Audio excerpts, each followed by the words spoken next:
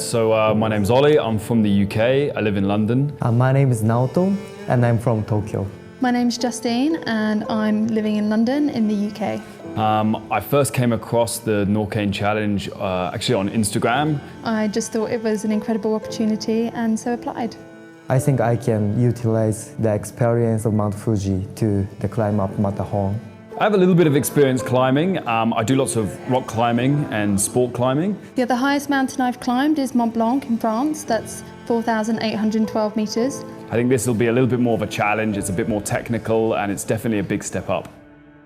Yeah, I'm Andy Steindl. I'm from Zermatt. I grew up here. I'm a mountain guide, 30 years old. We're here in Schwarzsee, Zermatt area.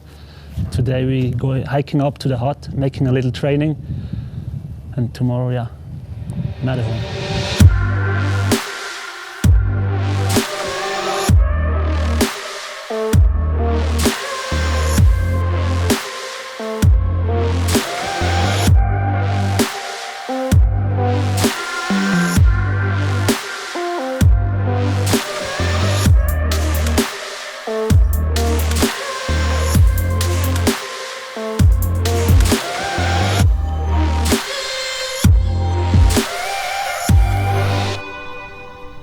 Starting off a little bit of training with Andy. He's really inspiring to just be with him and see the technique he has and the passion he has for the mountains. So it's really, really useful to be prepared and know more what to expect tomorrow morning when it's dark and it's cold and the adrenaline's certainly running through. Andy told me always small steps. That's because of, first of all, it's a height already over 1,000 meters. So we have to care about the high altitude disease. I think it's going to be physically quite a challenge. This is such a good opportunity for me to learn from Andy and the other guides and really develop my skills. I think we've got a good team around us and we've got real support from the NORQAINER team, so I'm feeling confident. I think I can believe my success to the summit tomorrow.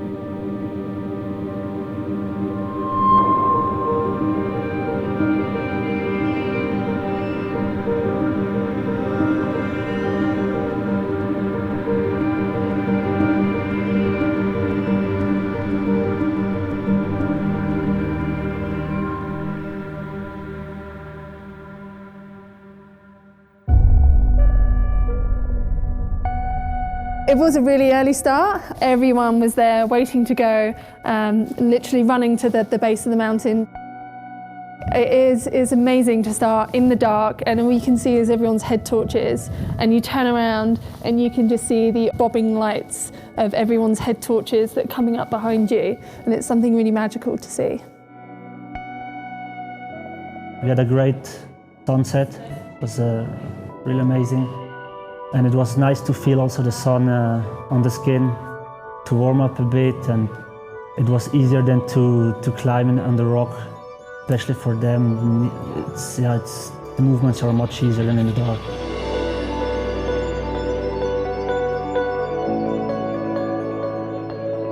I expected to feel the effects of altitude and I expected physically to feel it a bit more. But those things were both fine actually. The hardest thing for me was my confidence and the climbing technique. My climbing skills aren't up to the requirement of the mountain, and I was just really cautious and slow with all of my footholds and handholds, and it just meant that I was not going to make it to the top, where it gets, from that point, it gets a lot more exposed, and yeah, thinking about how long this was all taking.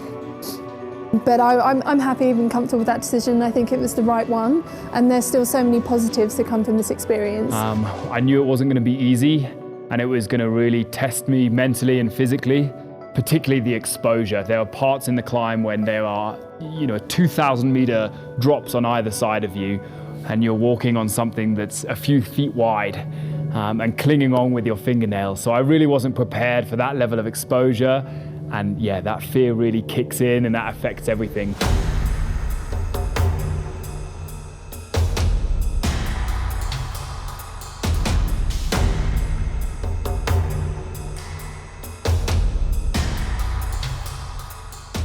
There's no hold anymore, so we just use crampons to just climb up all the way. It was so hard, and also the wind is very strong, and my ear almost cold.